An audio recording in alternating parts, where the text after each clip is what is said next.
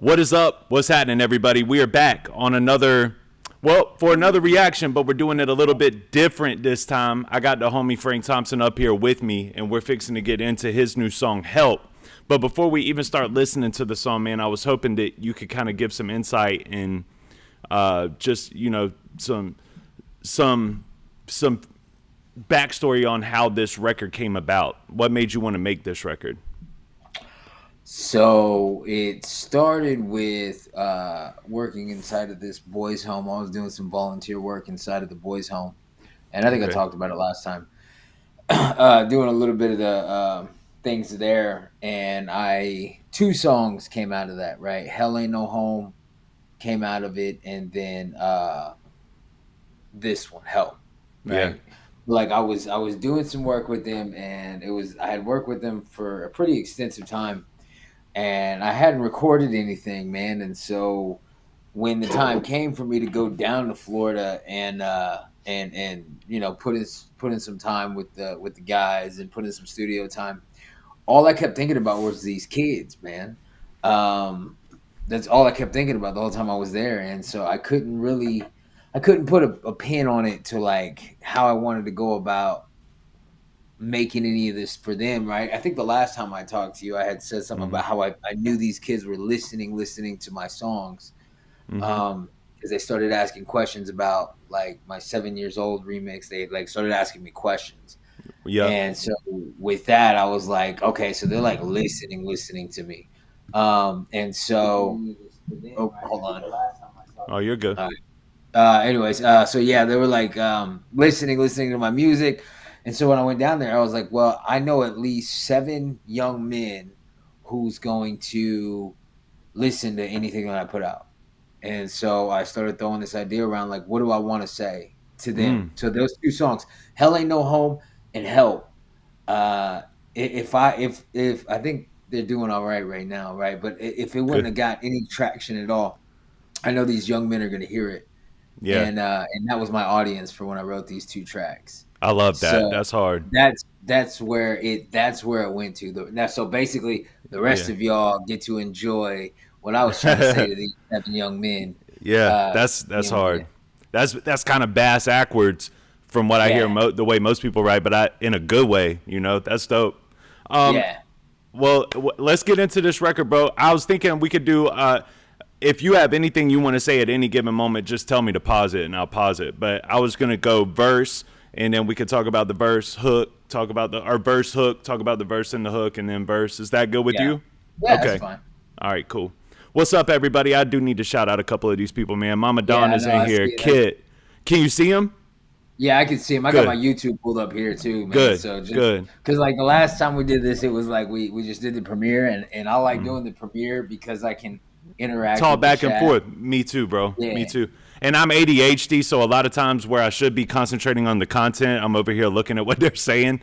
But it's cool. I love going live too. Jody, Mama Dawn, what's up? Yeah. Hey, I see Florida Mike's in here. Florida Mike. Yeah, that's my dog, man. Very cool. All right, man. Y'all are in for a treat with this one. This is Help by the one and only Frank Thompson. Hi, everybody. My name is Frank Thompson, and you're about to watch my news. I got to do it this way. Hang on. We got to go. All right, Frank, let's do this. I didn't get rid of Frank. He's still here. Don't worry, y'all. Let's add you on this screen. And then, my bad. It's hiding behind your, I'm going to fix it, though. Technical difficulties. Y'all know what it is, man. Here you are. All right, my bad. All right, let's get it popping. Hi, everybody. My name is Frank Thompson, and you're about to watch my newest video. It's called Help. This song is very personal to me. This video is very personal to me.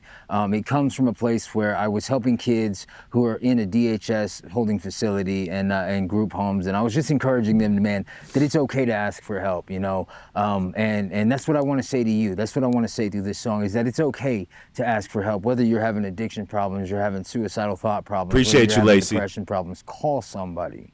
I'm going to go ahead and leave some numbers on here. That'll be numbers to the hotline, the suicide. Let me pause it for a second in case somebody wants to take a screenshot or something like that of those phone numbers. If y'all know anybody that's going through it or y'all feel like y'all need that number, save it just in case. And shout out to Lacey. Lacey, thank you for being in here. Or is that Lacey and Carol when it's speaking in lyrics? She said, I think they run a combined thing.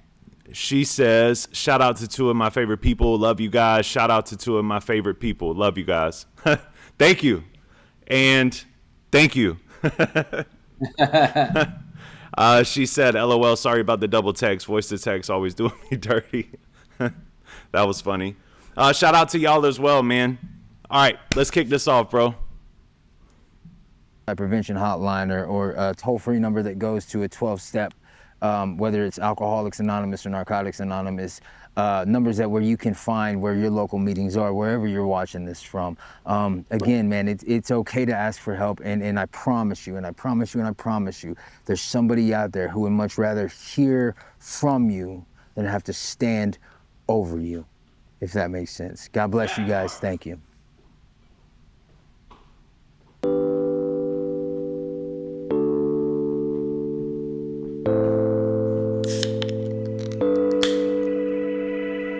This moment on, you're going to ask God to help you. You may not be able to. You may not have the strength to. Is this Joel Osteen? Ask God to help you. He'll help you. I wish I could have those.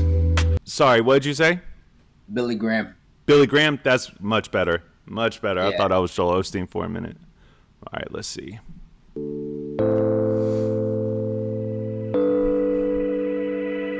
From this moment on, you're going to ask God to help you. You may not be able to. You may not have the strength to. I rock with that hoodie, bro. He'll help you. I wish I could have those. Better feelings instead of wishing to get another bag though.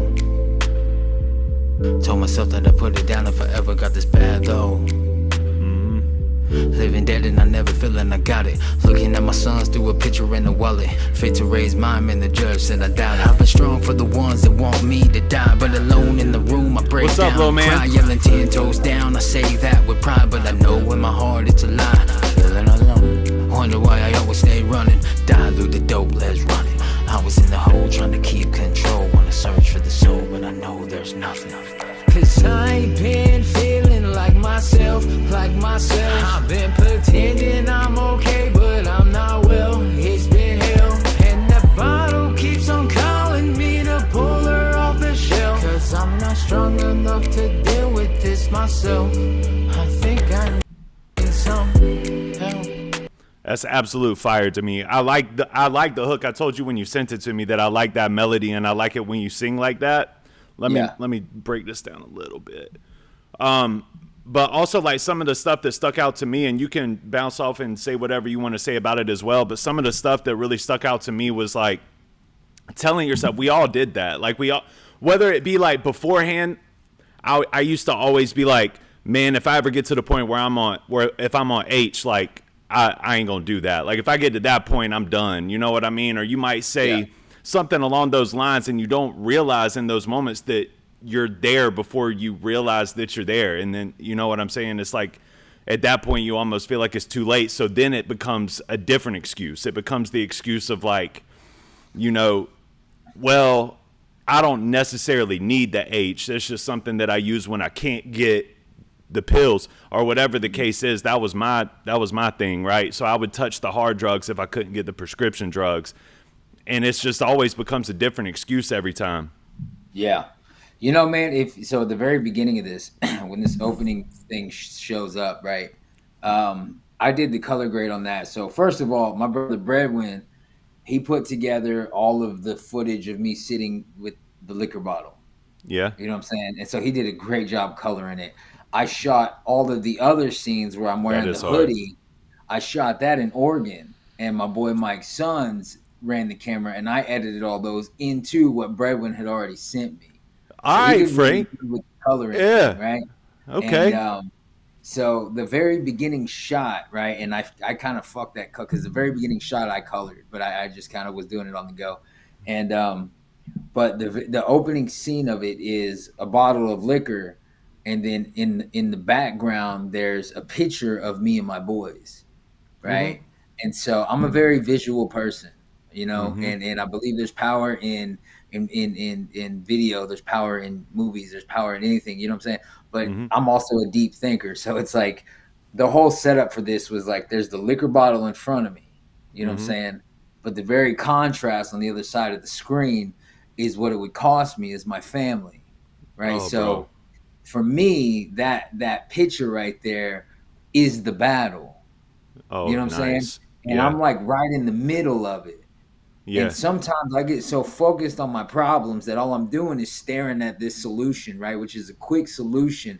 And sometimes I forget who's supposed to be backing me. So like bro, when I said, because I set this No, whole thing up. that's nice. Yeah. Yeah, I set it up. I like the house that I'm in is my old house. When we moved into this new house, like I was just like, man, I want to shoot that was my old house. And so it was a lot smaller.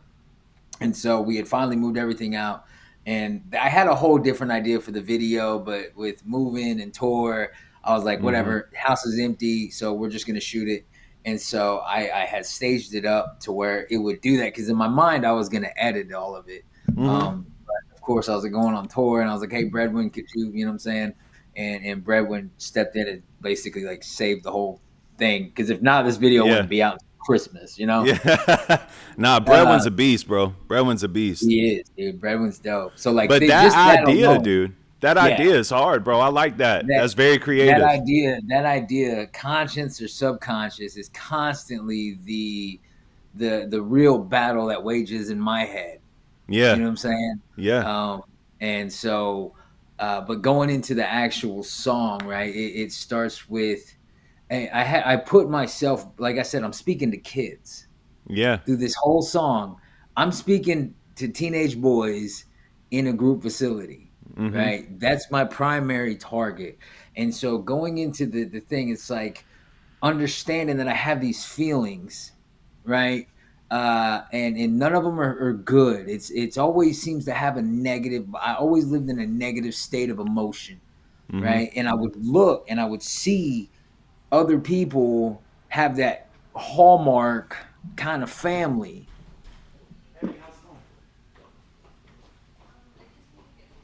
Oh, my boy just bounced on me. Hold on.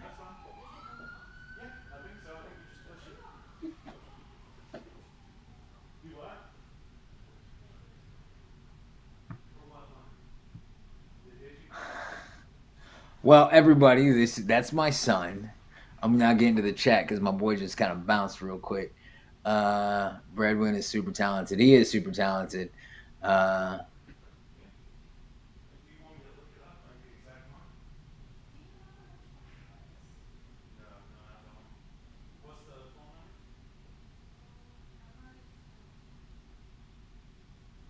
Anyways, I don't know. We'll figure out what's going on here as soon as he gets back.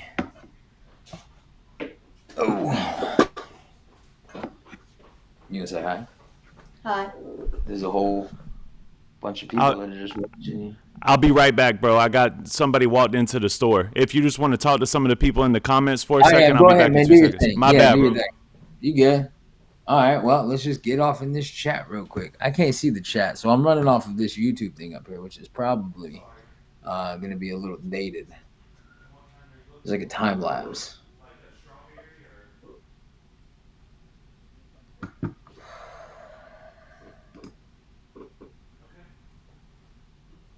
Yeah, I guess he had a customer. I don't even know what that means.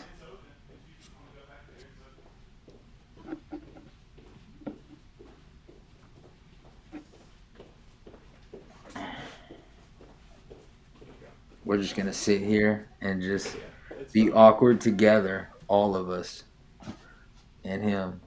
Yay. You guys get to know my son. This is Jax. He makes straight A's. He is a big nerd. I'm not a nerd. Just a little bit of a nerd, dude. You're a nerd. He's a nerd with an ugly face. Stop hitting me. You're a nerd. Look, I got at least 12 witnesses right here that show that if any time you hit me, it's abuse. See, that's 2 times. That's 2 counts, boy. 3. I hit you. Do it again. I hit you. Do it again. Do it again, and you will be called what we call a habitual offender. You better stop. You want me to put them in the back for you? Look, they think you're adorable. He's not really. Look at this face. Look at that. That's the face of an ugly kid. Not ugly. You're ugly.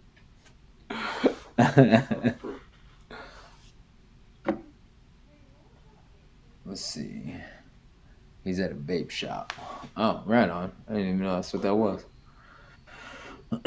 Why is my YouTube like behind, bro?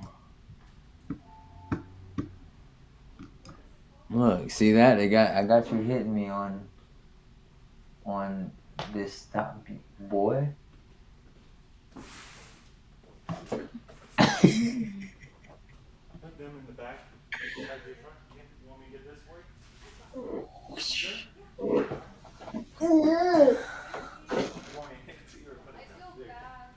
No, don't feel bad. You're fine. But what was it called?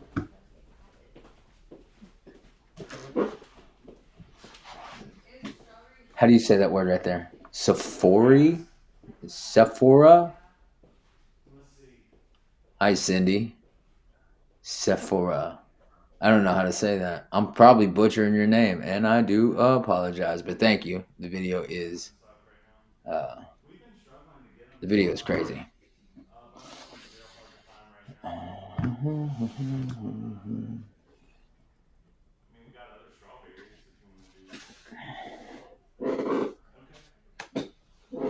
Guess it gives some people some time to. Oh, I should probably promo this thing. Is what I should do, don't you think, Rob? Yeah. Yeah. You always forget to do that. I always forget, dude. I swear, it's wild. Know this. Shh. You gotta tell everybody. I do. Bro. Yo. I'm so sorry, man. I thought that I locked the door and somebody came in here. It's after closing all that. I'm sorry, y'all. Everybody's still here. At least bro, Frank's got we've been talking about my son being a nerd. And that's dope. Listen, man, that was super unprofessional, and I'm sorry, but I'm gonna clip this up, and we can rock that out. So, all right.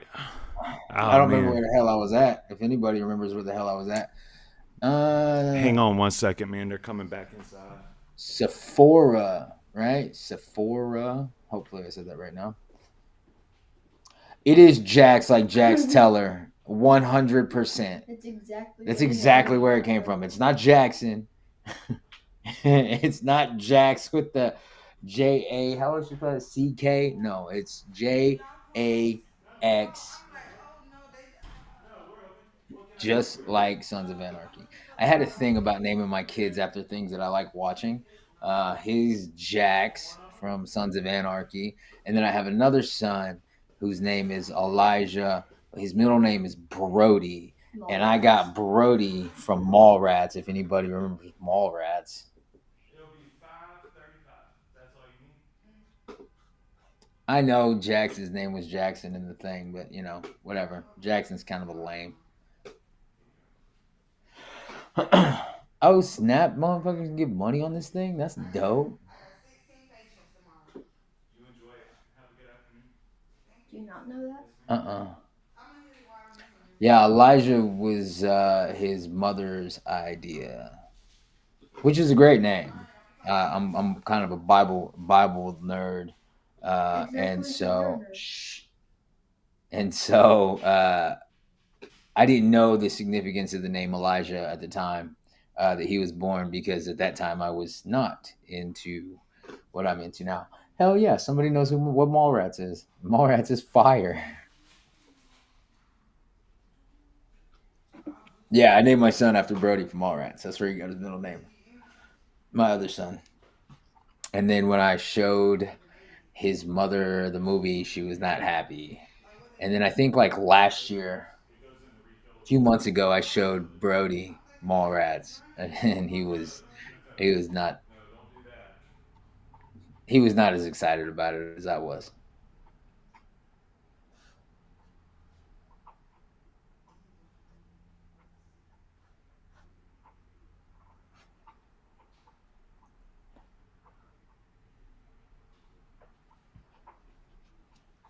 Eric Clapton.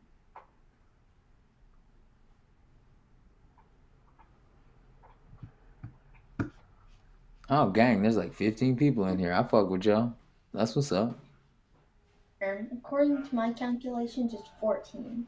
Actually. Actually.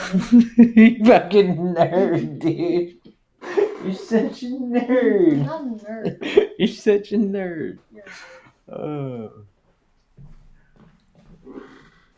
My bad, bro. All right. So if anybody's new to the chat, if y'all don't know what's going on, we're actually reviewing this new song from Frank Thompson, and he's actually breaking it down. Y'all got to go back and rewatch that first half before we took this major intermission that I just forced us into. But I'm ready to get into the second half of the track too, if you are, man. But I did want to say real quick before we jump into it that I think that the visuals, for me as a music fan,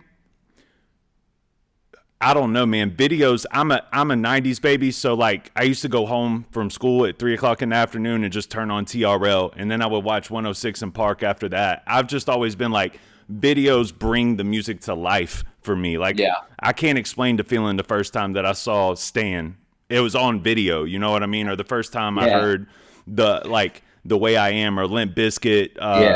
You know what I'm saying? So it does do something to bring the song to life. So it's super dope to me that there's artists out here that are actually taking the effort and the time to make that visual appealing. You know what I'm saying?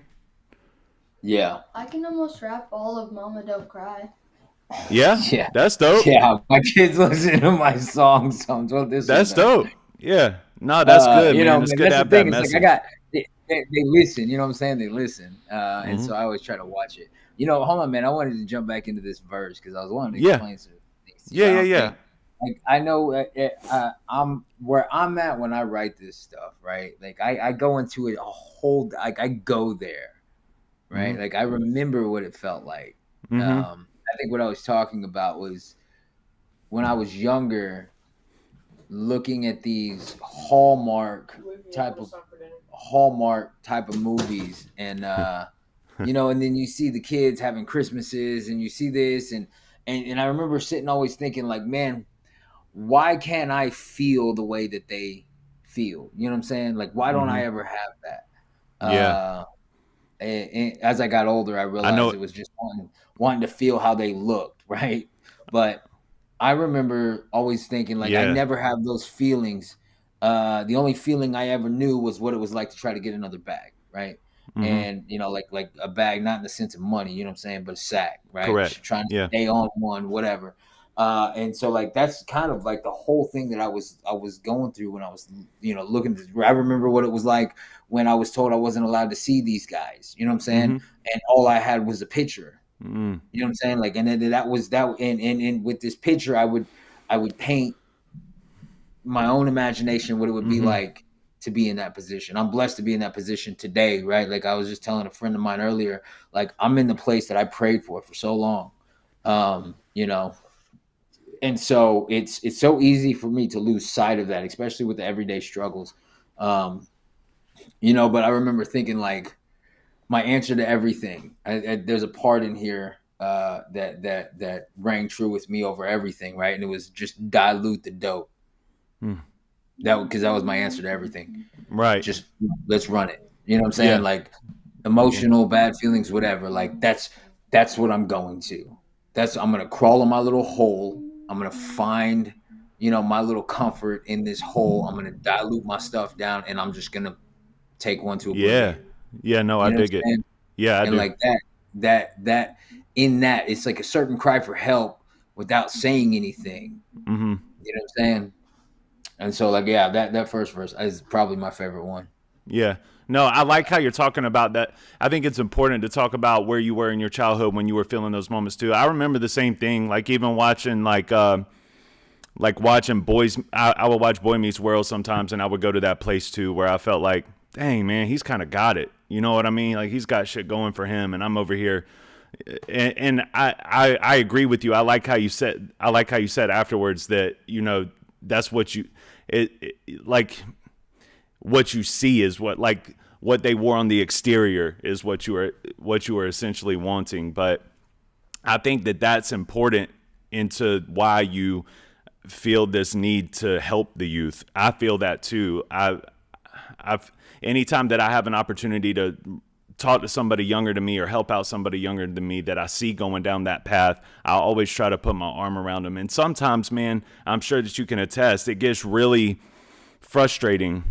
Real frustrating when, but they're stubborn in the same way that you were stubborn, and they start going down that path anyway. It can really, it's frustrating. They're calling me nerd. No, they're not calling you a nerd. They're saying be a nerd because nerds make money. Yeah. Sit down, nerd. Yeah. You're calling me a nerd. You want to run it? Yeah, let's do it, bro. I'm sorry again about the it's so unprofessional, bro. That's all right. Yo, one day when the curtain calls, I don't wanna pick up with the heart that's flawed, saying damn, I missed it all. Cause mama said, half-hearted measures don't fly, finding love in nothing but happiness don't come from a lie, but I'm damned if I don't even try. I was sitting on a bad side of baptized to get mine. I regretted everything that I had tried. Prayed to God and I swore it was the last time. Guess I didn't see those signs, Lord knows I was lost. Fed to keep in the dough, hands up slow and get on the flow. I was caught, sending them off. Maybe now this will get them to stop. Kinda weird. Bro, you know what? There's I will say that part right there, man. One day when the curtain calls, you know what I'm saying? Everybody knows what that is. I don't want to pick up with the heart that's flawed.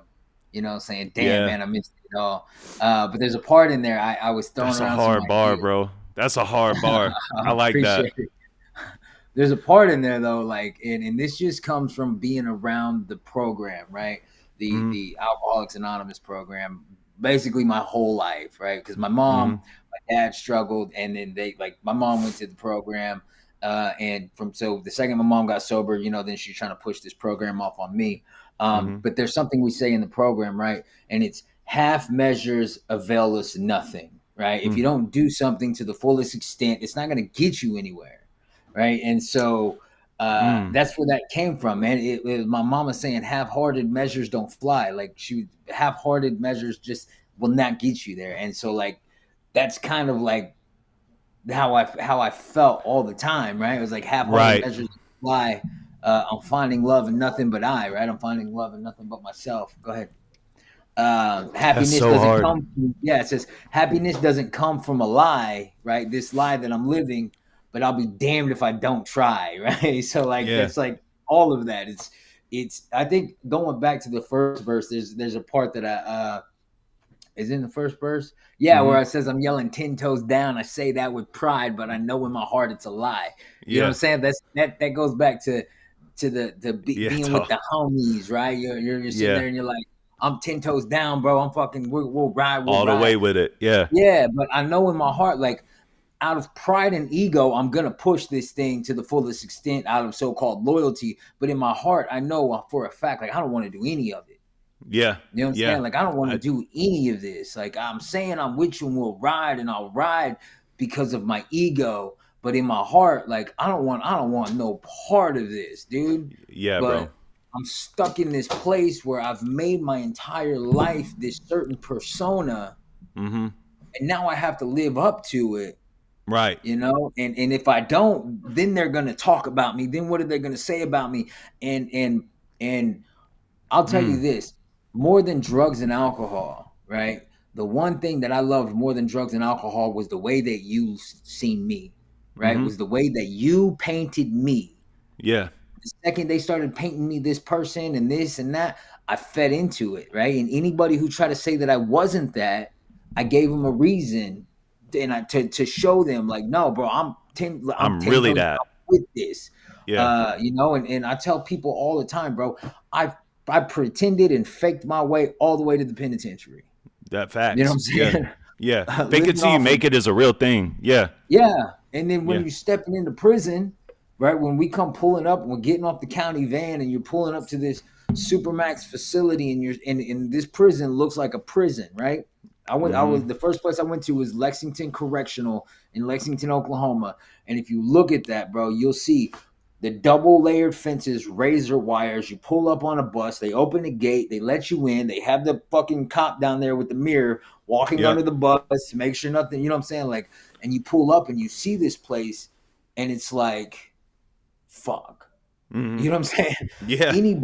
Any man who pulls up to that place for the first time and they say they're not scared is a fucking lie. Gotta be. Yeah. You know what I'm saying? There's no feeling on earth like having your freedom stripped from you either. I don't think people really realize that haven't been locked up. Like, if you've never been locked up, bro, that feeling of like, that motherfucker, I'm sorry, bro, I didn't mean to say that in front of your kid. That dude is your daddy. You know what I'm saying? Yeah. Like, and there's nothing that you can do about it, bro. Yeah. Like, and the thing about it, man, it's like when we pull up, you have all the war horror stories going through your head.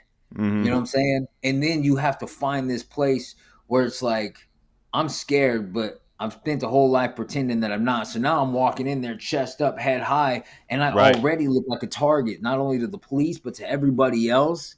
Yeah. When really, I'm just trying my best not to show the fear. And it becomes this vicious cycle, right? And so it's like I pretended my way to get there, and then I had to pretend my way through it.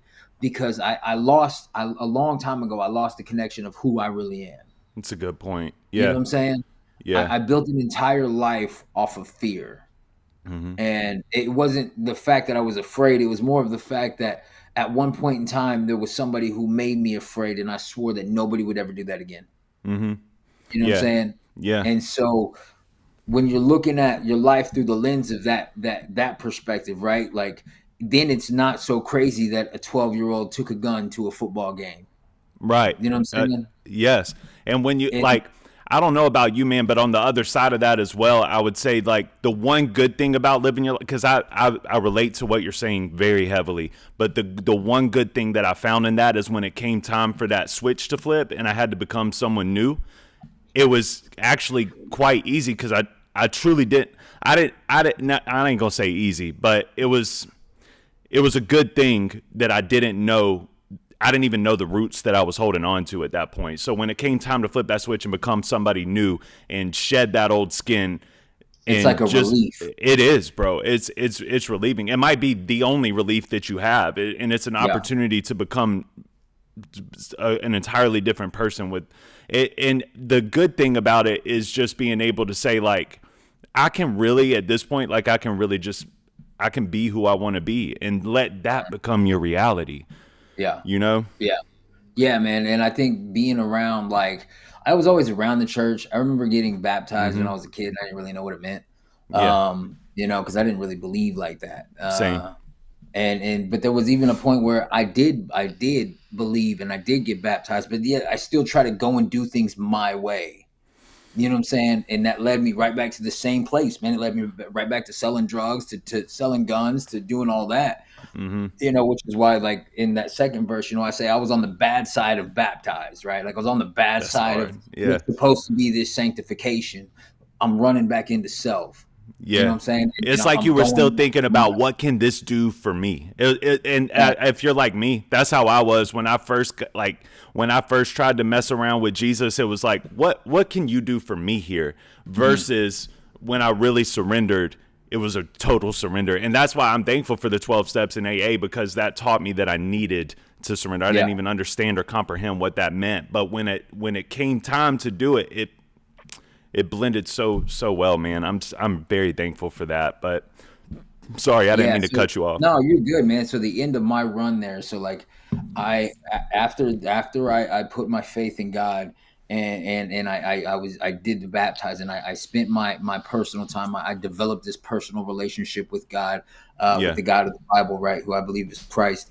And I had this relationship, and then I went off on my own way again, right? Because this wasn't making me money. You know what I'm saying? This wasn't filling some needs that I met. And it's because I didn't have the right perspective of it at the time. So I went back to what we do, right? And we went back to the old stuff, like a dog returning to its vomit. And I did. And it ended up being the same place, the same thing, where I'm back into selling drugs. This was after prison. I'm back into selling drugs. I'm back into the guns. And then I had someone who was supposed to be my boy, right? I mean, that's just kind of how the game goes.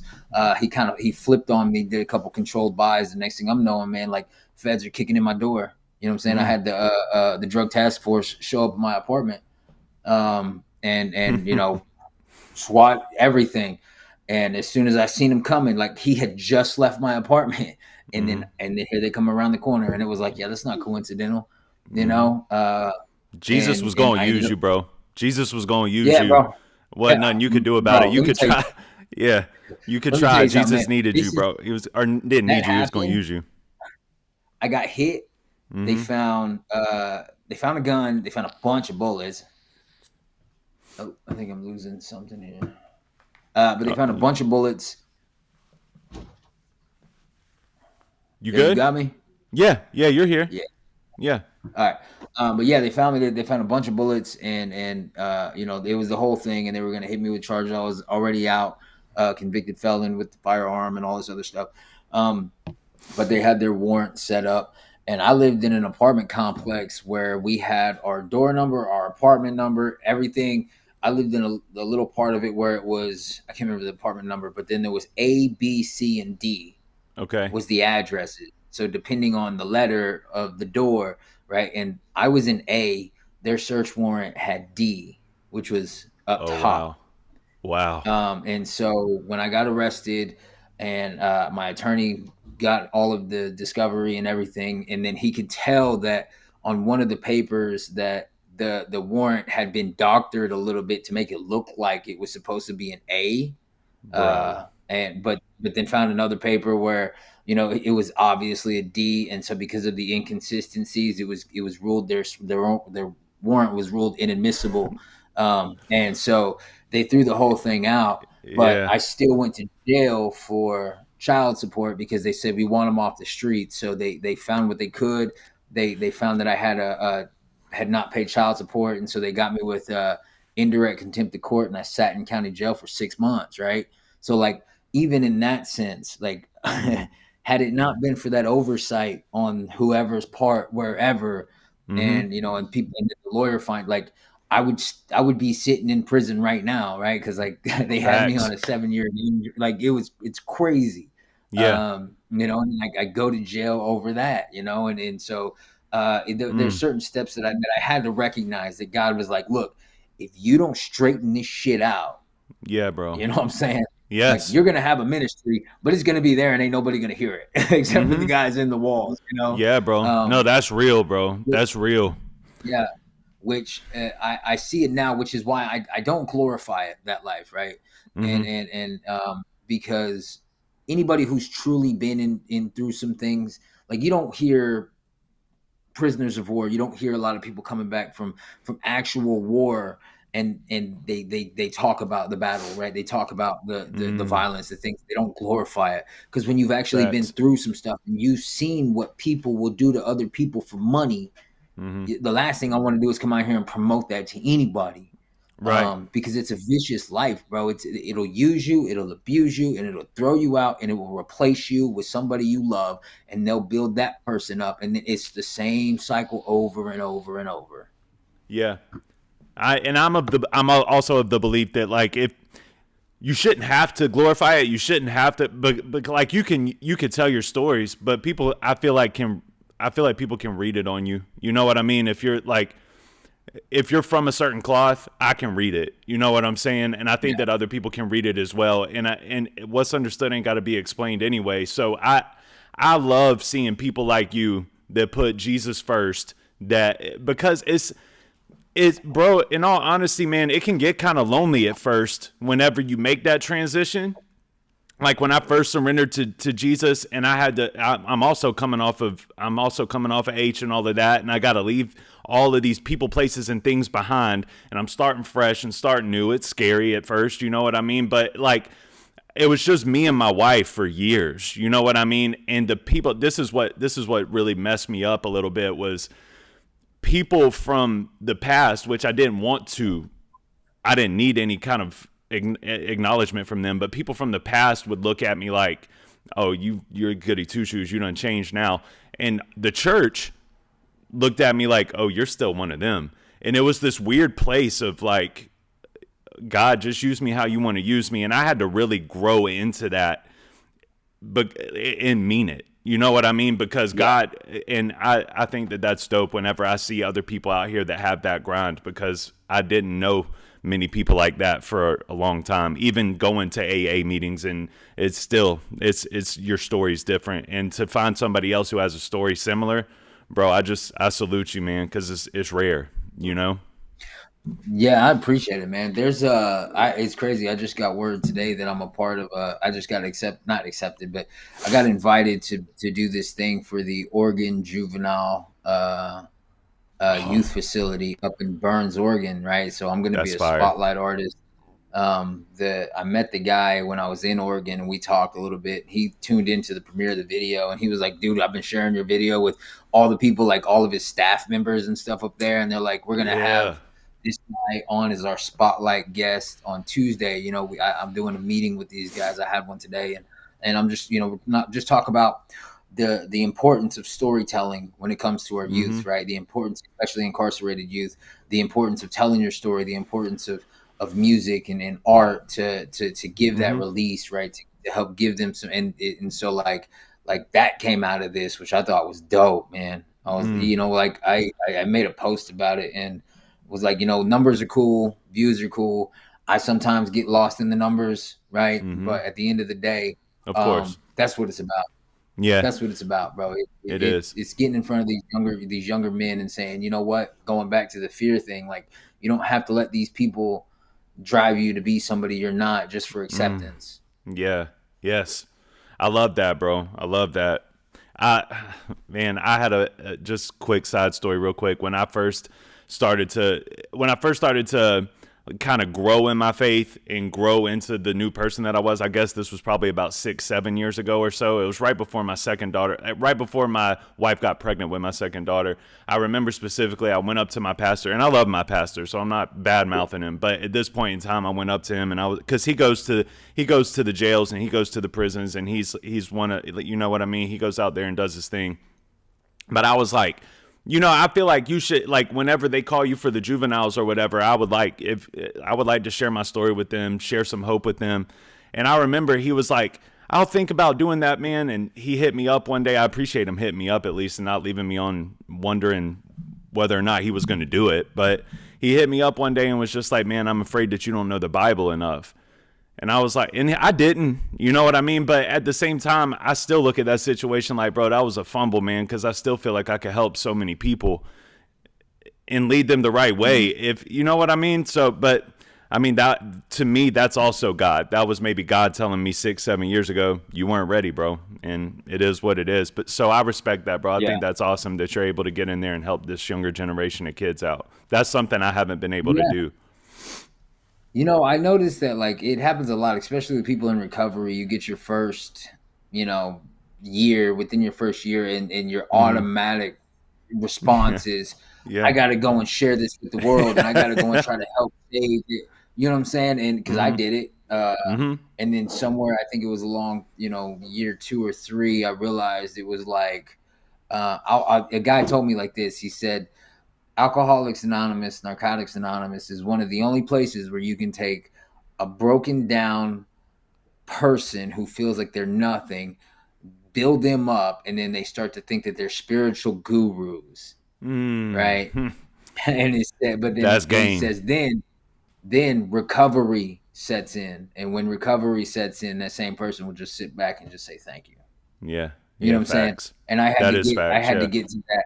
I had to get to that thank you part. I had to get to a place where it was like, I do have a head full of this knowledge, man, because when I put my life on something, I'm going to learn all about it. I know about the history of AA. I know about, all the way back to the Washingtonians, which is where the traditions came from, was by watching these people who did something that we did, but they failed because they crumbled from within, because they had no hard traditions, no hard standards on what they should and shouldn't try to do. Right. I don't know if you know about the Washingtonians, but they were like an abstinence thing. Yeah. It was AA before AA, but they decided that they were going to let that bleed into the rest of the world. Right. They were going to try to help everything. And it's like, then they lost their focus, and then it became more of a who had what's the word? More prominent positions, and who was leading it, because it blew up. Abraham Lincoln has a couple of letters that he addressed to the Washingtonians. Really? You know what I'm saying? No, I didn't know about that. That's crazy. Over abstinence? And you said? Yeah, Yeah. it started with abstinence from alcohol, and they similar to the program, bro. They started helping people try to get sober, try to do this, but then they started letting it bleed into a lot of different areas. That it was like, yo, that's why going off of that, Bill Wilson wrote the traditions. You know what I'm saying? Was like, hey. We should do this, right? We don't have opinion on outside issues. Anything outside of not drinking, we're not gonna try to tackle none of that. That's not what we do. I didn't know that about Bill, man. Yeah, that's cool. That's cool backstory, man. Yeah. I should look into that a little bit more. Bro, I know a lot of the history. I went to Akron a couple of times. I went to Dr. Bob's house, you know what I'm saying? I went and stood over his grave. So when I get into something, I get into it. Yeah, that's hard, bro. Yeah. Now that I can rock. Yeah. Now that I can rock with you on. But once I learned all this stuff, you know what I'm saying? Like my immediate response was wanting to go and shed the light to everybody because they all need to know. Yeah. And that goes right back to that problem that that I had was when people try to take their beliefs and shove it on me. Yeah. And bro, I went out with a pastor one time to this place in Savannah. It's called Yamacraw. It's just a public housing or whatever. I went out there with a pastor one time, and bro, he's just going and knocking on doors. And I'm from here, you know what I mean? So I told him on the way there, I was like, maybe this ain't the best place to go and knock on doors. Like, if you want to go stand out there and talk to people that walk by you, that's one thing. Anyway, man, he goes and knocks on the door, bro. They open the door. He starts talking about Jesus politely, not like you're living in sin, you need to come. It was just a real polite, like, has anybody ever talked to you about Jesus? And bro, they spit in his face. And I swear, bro, and he had a bit of a history too. I think he was the youth pastor at that point in time, but I was above you. You know what I'm saying? I'm just a part of the church. I'm going with him. Anyway, man, he turns around, he looks at me, and he just wipes the spit off of his face, shakes it off of his hand, looks like he's real mad for a second, and then he's like, all right, let's go to the next one. And I was like, man, really? Like, that's a different type of grind for me. I would like to think that I could turn the other cheek after getting spit on in the face, but, it's crazy how God works through different people in different ways to me. Whereas like what you're talking about with having to be humbled before God calls you into, talking to these kids out here. I can dig that, man, because I still think I'm being humbled, to be honest with you. But as I continue to progress through time, and I see different scenarios like that of different people trying to talk to Jesus to different people. What we just saw with Charlie Kirk, even, it's like, man, some people really got demons in them, bro. Like they can't. It's like something about it makes them angry and forceful towards you.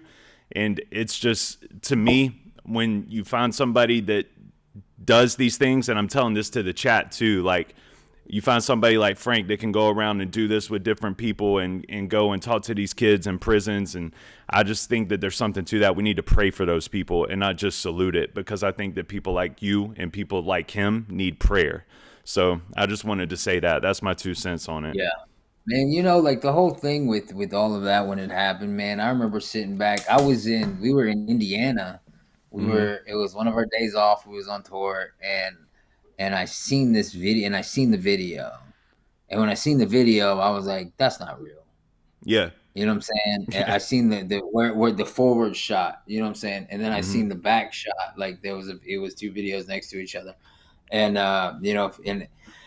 and so I Googled it and I was like, holy shit. I was like, did that just happen? Like that literally just happened. You know what I'm saying? And it was, bro, like there's so much that's out there about it and whatever, man. But it just the way when they were like, yo, his wife and his kids was there, my heart broke. Same. You know what I'm saying? My heart broke. And they can politicize it if they want to, bro. But to me, he got offed because of his faith. That's the way that I see it. I feel like as Christians, we feel it that way. Yeah, it was anybody who gets shot down like that for speaking their opinion in a state where we have this freedom of speech is unnecessary, and anybody who glorifies it is even more unnecessary. But I remember sitting there just listening to everybody on this side yell this and everybody on this side yell that, and I'm just like, holy shit, like this is this is the definition of division. Mm-hmm. I'm saying Yes. this is the definition of division. Whether you're on that side or this side or this side or that side, what the fuck ever, you know what I'm saying? Like, it's heartbreaking, man. It's hard. It is, bro. And there was, because I listen. I'm gonna be honest. I'm one of those guys. Like, I would see his videos and I would see some of the stuff he says, but I always had the same thought. Right? It was like I couldn't do that. Just because I come from a place that's like, I will not argue the gospel. Yeah, I will not argue the gospel. I'm with you. Then it becomes who's right, me or you, and it takes the light off of what it was intended to. Right? I like that point, actually. Yeah, I like that point a lot. Do I agree with that community that's into believing they're what they are? No, I don't agree with them, right? But God says his identity, his nature is within them, right? He stamped these people with his identity. So it's my job to try to love this person. And if they're gonna come at me with this heart that says, tell me what you got, preacher man, then it's like, I got nothing for you. You know what I'm saying? Yeah. It's like, okay, even I agree. Even God said, man, even Christ said, if there is unbelief, you know what I'm saying? If you've made up your mind that you're not gonna believe this thing the way that you're not gonna hear the truth, then I'm not gonna sit here and try to figure this thing out with you. You know what I'm saying? He says it in the scripture. He talks about being close, right? He said a prophet is without honor except in his hometown, right? Because in his hometown they believe him to be. So it's like, even there, when he did miracles and things, like, it said that they wouldn't believe. And so he did little miracles where he was from because of people's unbelief. And it's like, you can't change that. Yeah. And so no, that's facts.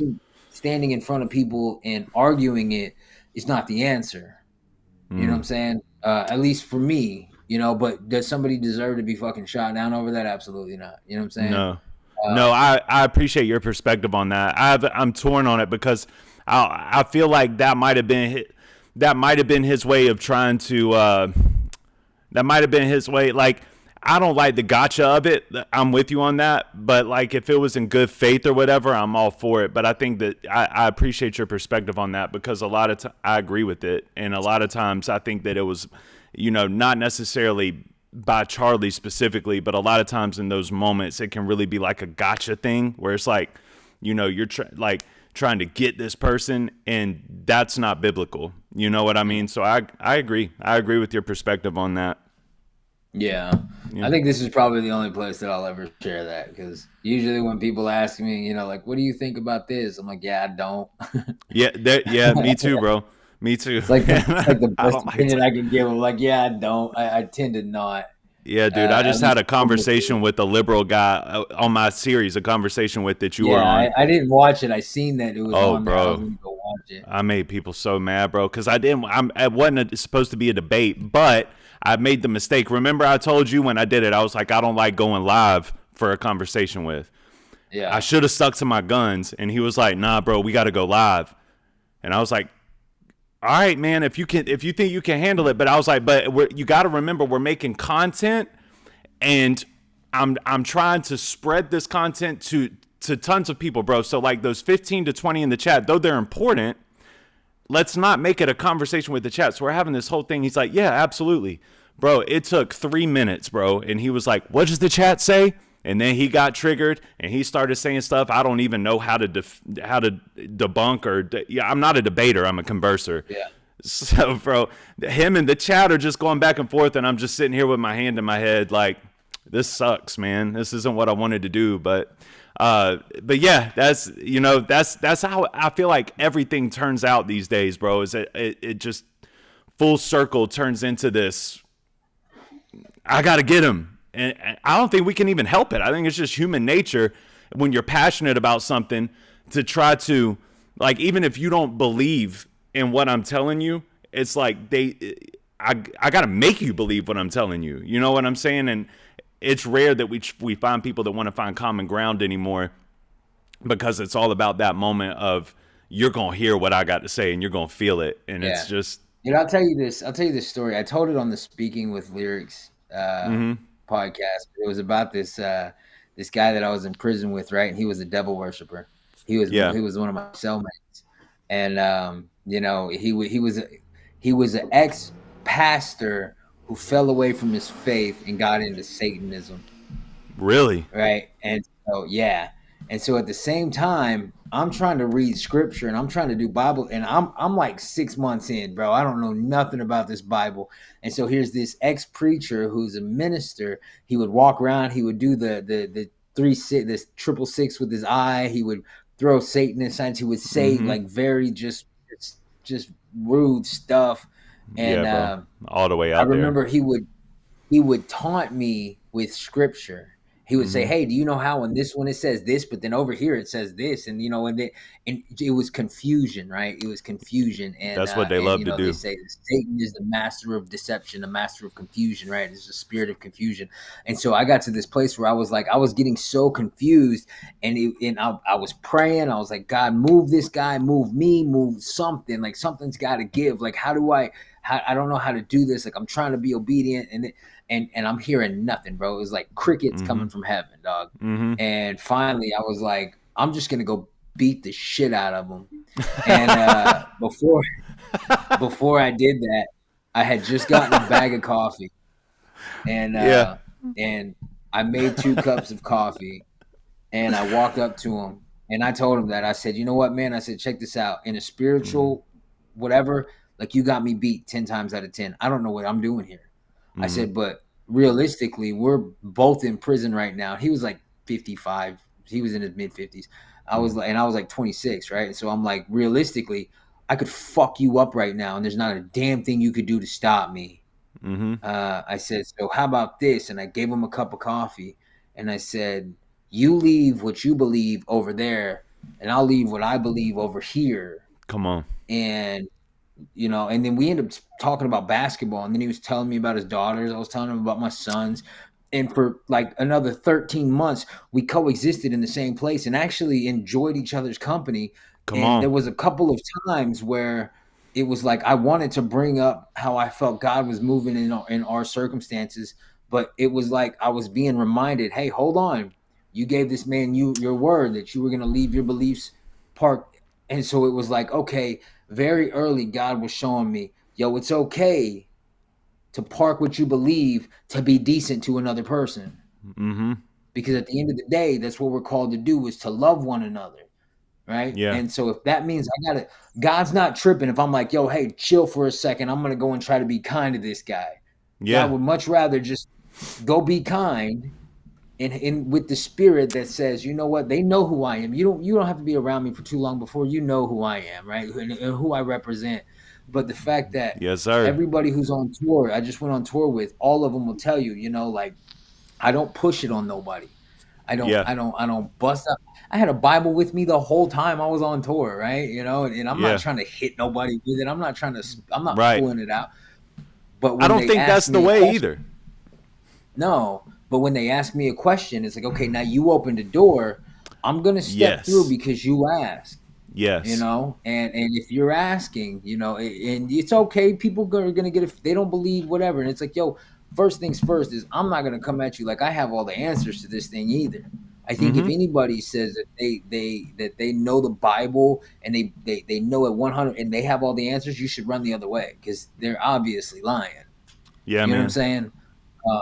I've never met somebody who truly read the Bible front to back and was like, I believe everything in that thing, right?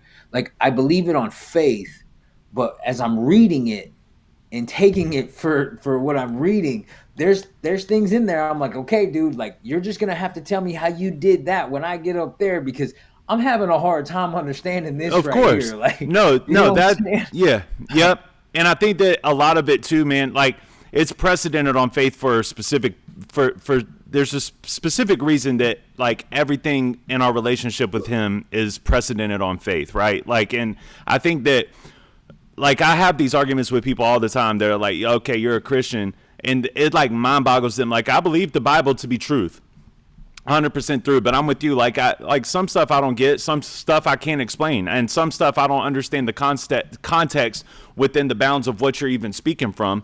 And a lot of people use it to weaponize their argument. So like, for instance, with the Charlie situation, my immediate response was kind of kind of trash, honestly. But after I calmed down a little bit, I came back out.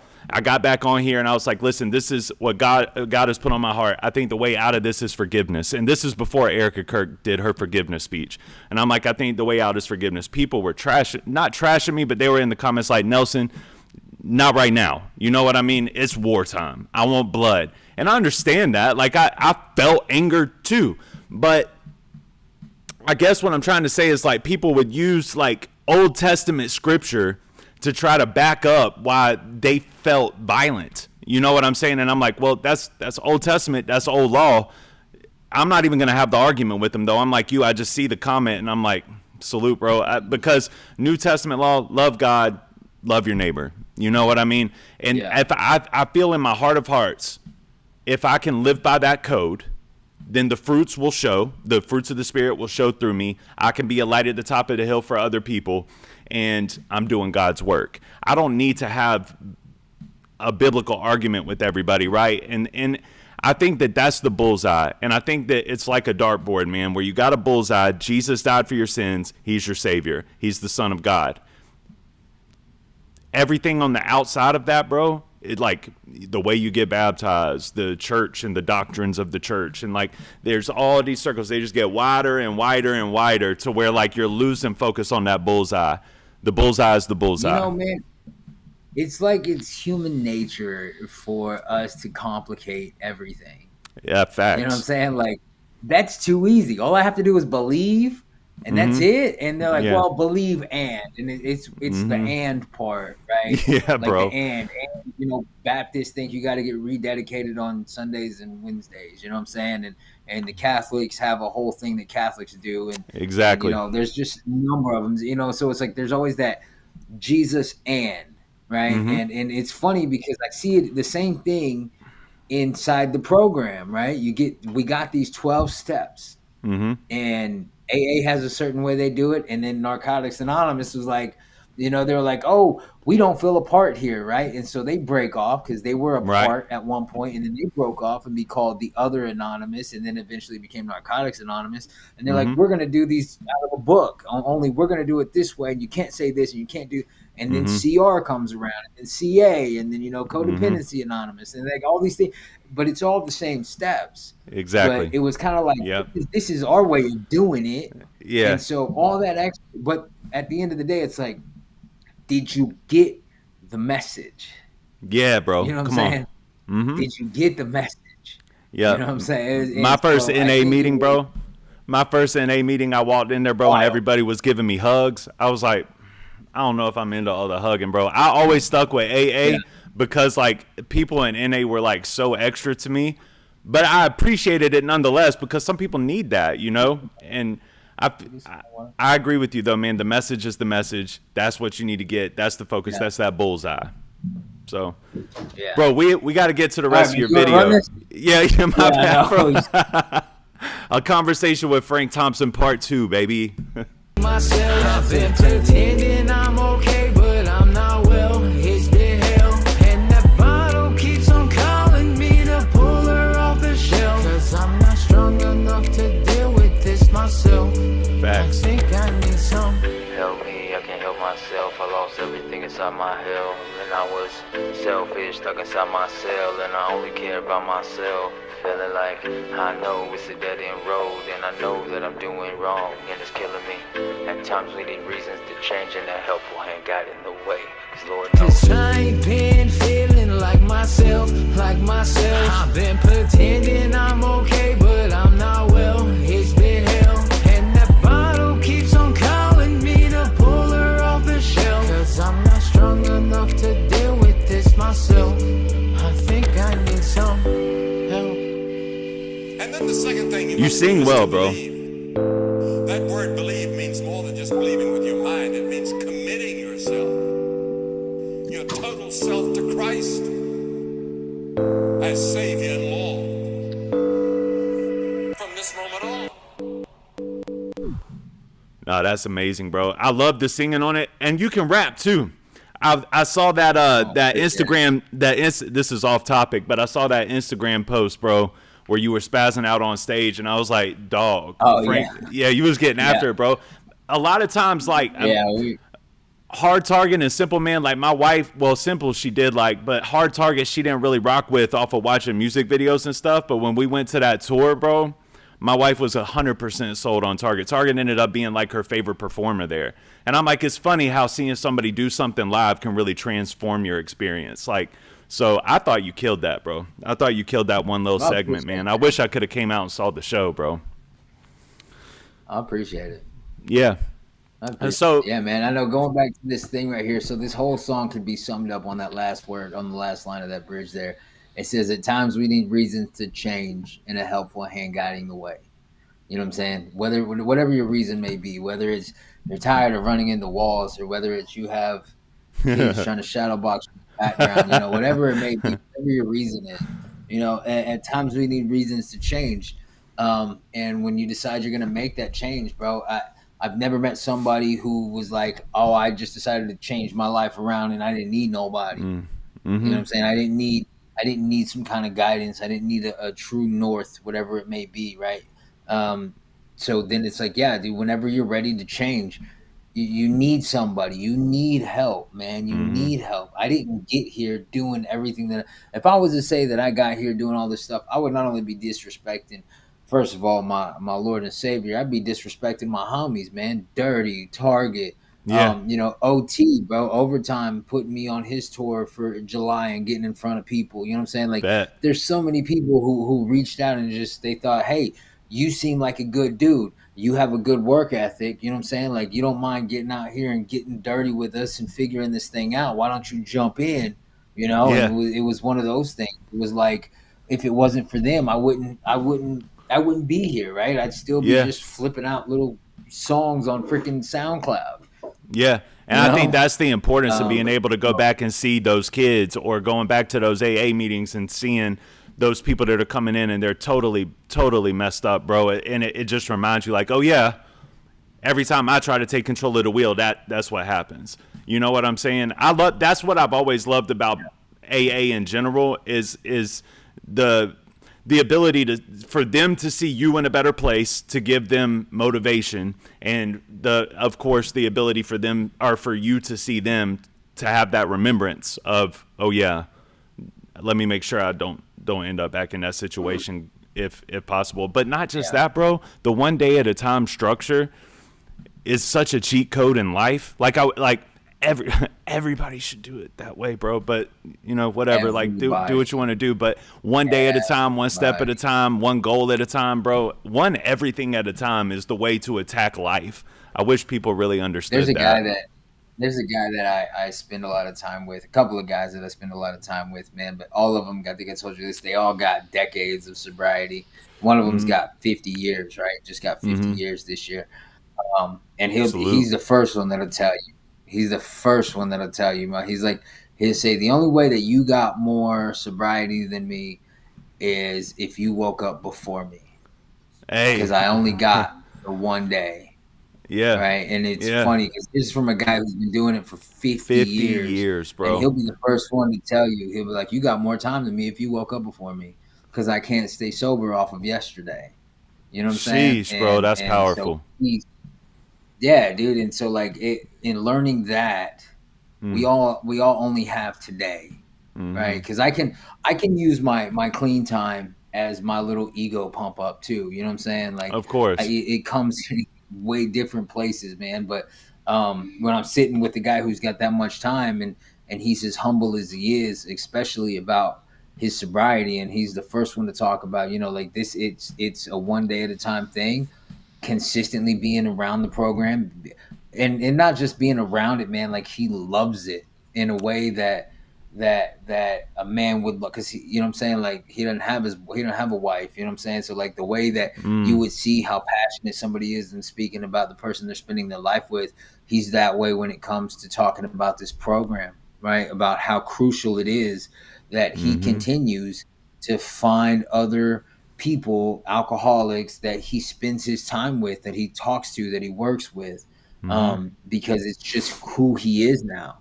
And he's been sober longer than he's been drunk. You know what I'm saying? Yeah. And he's still like going off on this thing about how important it is that we just spend today doing something for our recovery. Right.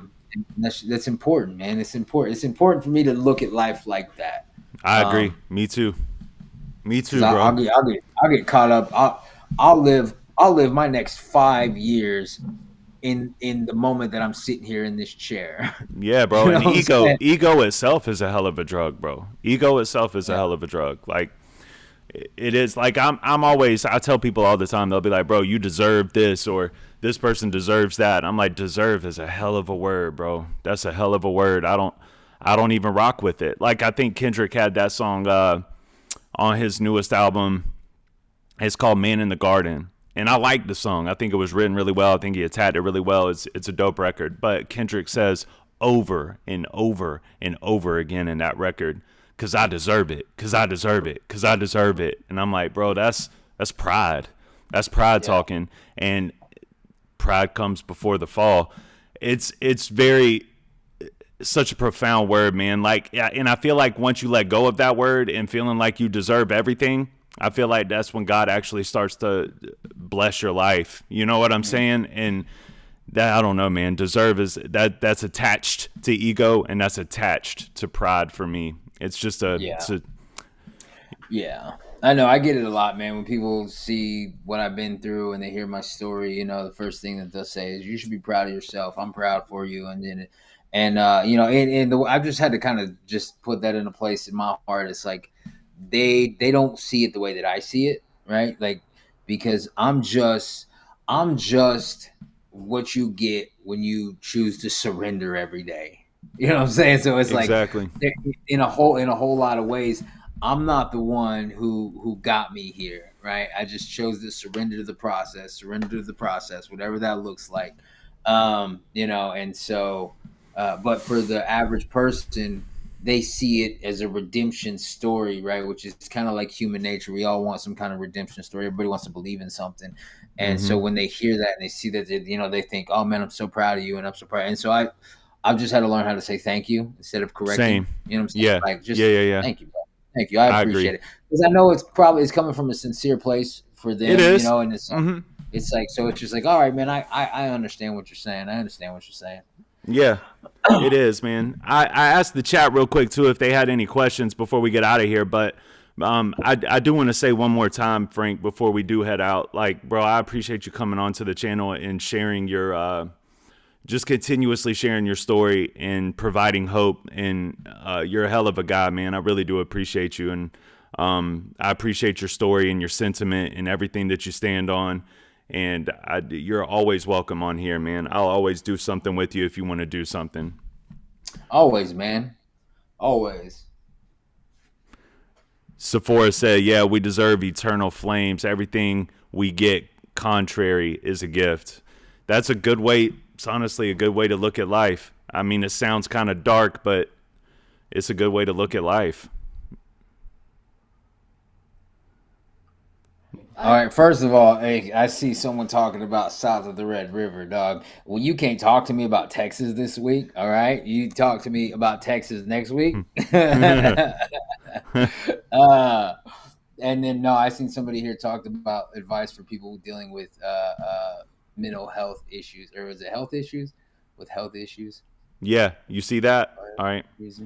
Oh, yeah, if you see any questions, these are for you, bro. Oh, yeah. I mean, dealing with mental health issues or just regular health issues? Oh, he's talking about just regular health issues. Derek is a member to my channel. Garbled is the guy that's asking that question about health. Derek, my advice to you, bro, would just be what we were just talking about, with just taking it one step and one day at a time. And if it's health issues, bro, walk. I tell everybody they should walk until you can run, and then run. You know what I'm saying? I like that. Yeah, I like that. I agree. Yeah, one step at a time. I'm always about movement, right? Dude, I get so hung up on it sometimes, especially it's like I try to put so much effort into the gym, and then I go on runs like 1 month with dirty in them, and then I'm eating nothing but gas station food while I'm on the road, and it's just I know it, this is my first week back in the gym, dude. It's been rough. But I will tell always, man, always, when it comes to your mental health, when it comes, find somebody that you can be vulnerable with. right? And this is funny because sometimes it's not always the person you think it is. Sometimes it's a paid professional. You know Yeah. what I'm Yeah. saying? Yeah. Yeah. No. Yeah. Facts. Because it's not the big things that take people out. It's the little things. It's the shame. It's the guilt over something that you may have done or something that somebody may have done to you. You know what I'm saying? The resentments, the anger, the bitterness. There's a whole lot of things that I think could be easily worked through if you talk it with somebody. But the thing is, most people don't want to talk. You know what I'm saying? I I know, agree, like bro. we were talking about meetings and one day at a time stuff. I go to meetings and I'll go to like if I'm having a bad day, I'll go into a meeting just to share, right? Yeah. And I like It's meetings because therapeutic. it's a monologue, right? I can share whatever I want and nobody's gonna answer me. Right. And as I'm halfway through sharing whatever I'm going through, I'll hear it like, "Oh, okay, Frank, you're just starting to act like a crybaby right now because you're not something's not fair and things aren't fair and this and this and Yeah. this and this." And then, but in hearing myself say it out loud, it's like, Mm-hmm. okay, this isn't as big as I thought it was going to be, right? Right. And then hearing Um, other people's stories on the back end of that sometimes will help you too, because hearing them share their stories puts you in a perspective. And my first meeting ever put me into a perspective. I was sitting there like, man, y'all don't know what I'm going through. Y'all don't know nothing. And then by the time I was not even first up, by the time it got around to me, I started to feel like, oh, there's other people in the world like me. You know what I mean? yeah, There's other people that are really facing, and a lot of times it'll help you feel better about your situation just to know that other people are going through it too. yeah. Man, the thing is, I'm listening to this book. It's called Man's Search for Meaning. You ever heard of it? Uh-uh. It's by Viktor Frankl. Okay. Viktor Frankl was a doctor in the concentration camps there in Nazi Germany, Yeah. right? And he opens his book by saying, I'm not going to talk about the horror stories that have been talked about when it comes to the concentration camps. Although he does talk about what he went through and some of the conditions, he talks about while he was going through it, being in this constant state of mind of what's the purpose between all of this. Okay. And he was talking about the ones who lost the people who he seen who would go first were the ones who had nothing to hope for, right? Mm. They had nothing to hope for. They thought all hope was lost. And because they were hopeless and they never thought their situation was going to get any better, they just gave up on themselves. And then he said, this is crazy. A second was the extremely optimistic person, right? And Okay. because the extremely optimistic person is like, we'll be out by Interesting. Christmas. And then Christmas would come and then Christmas would go and they wouldn't be out. And then they'd be like, oh, we're going to get out by this day. We're going to get, and they just told themselves over and over, we're just going to get out of here. We're going to, and then those days would come and they would put, they'll get better when this Mm-hmm. happens. And then that day would come and then it would go. And then eventually they lost hope just as they lost all of it and they would die. They, what I'm saying? It was wild, man, the way he talks about all of it. But he Yeah. said that the ones he's seen strive are the ones who had hope in something that wasn't their circumstance, right? Whether it was focusing on a loved one that you would see again or focusing on, you know what I'm saying? And it Yeah, was like, bro. and then he said that the day came when they walked out and the ones who didn't survive long after they were free were the ones who let the situation of what they went through burn in their hearts into anger and bitterness. And they had this Sheesh. victim's mentality. And it was like, he said it was as if you were underwater and you came up too fast, right? You just released the pressure.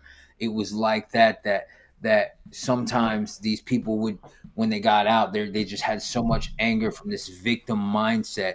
And the Yeah. sad part was they lived in a world that was like, oh, that's right. With what you just went through, you have a right to feel that way. You have a right to, you know what I'm saying? Right. And Yeah. basically people are cheering them on in a way that says you have a right to feel this way because of what you went through, not knowing that that's what's really eating them alive. You know what I'm Bro. saying? So Yeah. That's deep. it's a deep book, bro, and it just made me realize it was like setting your hope in your circumstances in something that you can't see, right? Like for me, it's Christ. It's the Mm. foundation that my life is built on, and because if I can do that, I know at the end of the day, at the very end of the day, regardless of what happens, whether the storm comes or it goes, my faith isn't built on the circumstances of which I live in right now. Sheesh. You know what I'm saying? Mm-hmm. It was. No, I like that, bro. On Christ the solid rock I stand. Book. Yeah, bro. It's a good book, man. It's really worth a listen to. Yeah, you gotta text me that. Text me the name of that book, or text me a link to it or whatever, so I can. Because that sounds good, bro. That sounds that sounds like something I need. Your heart a little bit though, man. It'll irk your heart, bro. It was crazy. It was crazy. Kit asks if you got any plans to come down south or the Red River. I have no idea, honestly. I know for the rest of this year, I'm gonna do the Trash Miss Bass in Pennsylvania, and that's probably the only thing I'm doing for the rest of the year. Yeah. Get you a little time off, man. Spend some time with them boys. I'm not going far. I'm not gonna go out here and try. Like I'm not gonna do anything. I know for sure. I'm doing that because I've done it 2 years in a row. This will be the third year that I go up there. And I posted a thing. It's my Never Look Back shirts I'm gonna have. Yeah. Oh, I like that shirt, bro. The design was hard. You designed it? Yeah. Very cool. Yeah. Sephora says, so what is your biggest goal in writing to these kids in these releases? I guess the music. Like, what is your biggest goal in writing to the kids with the music that you're making? So when I wrote these, at least the 2 songs that I just put out, The Hell Ain't No Home and this one, The Help, it was just in showing them that you can write authentically about yourself and situation, right? Because at the time I was working with some kids and they were writing some bars and they were rapping bars to me, but it's what you would think a 13, 14, 15-year-old kid would rap about, right? They would rap about what they know, what they hear, the life, the guns, the gangs, the this, that, the smoking ops, and all that drill rap stuff. You know what I'm saying? Or the like the King Von kind of flows. And I told them straight up, I was like, I would not take the time to record you if that's what you brought to me. You know what I'm saying?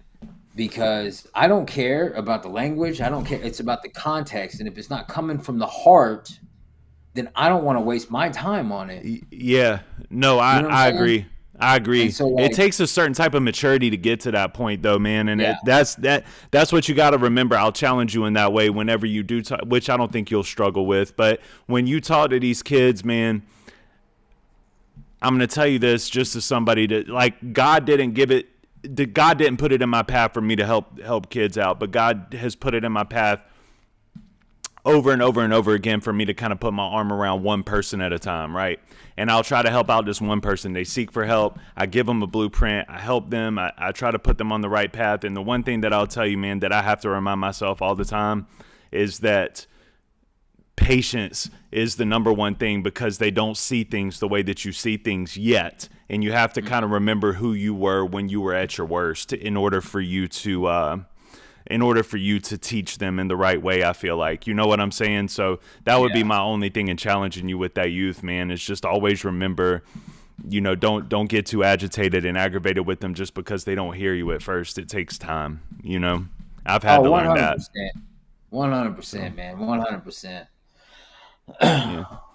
All right, big dog. I think we're about to have dinner here in just a little bit. So, all right. Well, thank you, Frank, again, man. I have 2 things to say. Okay. Number 1, I'm not a nerd. Number 2, protect yourself. My man. Thank you, Frank. I appreciate you so much every time, bro, for real. Hey, man. Appreciate you, dog. Yes, sir. You be safe out there, man. Peace. Yes. All right, y'all. So that was my very unprofessional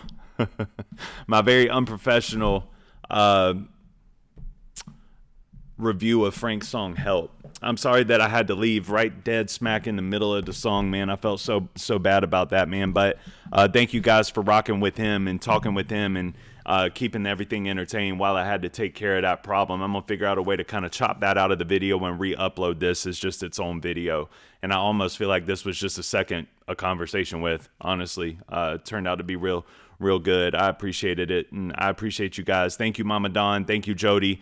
Conversations like this really keep me going. I feel like Frank is somebody that I could just continuously, I could talk to him for 5 hours, you know, it would never get old. So thank you guys for tuning in. Thank you for watching.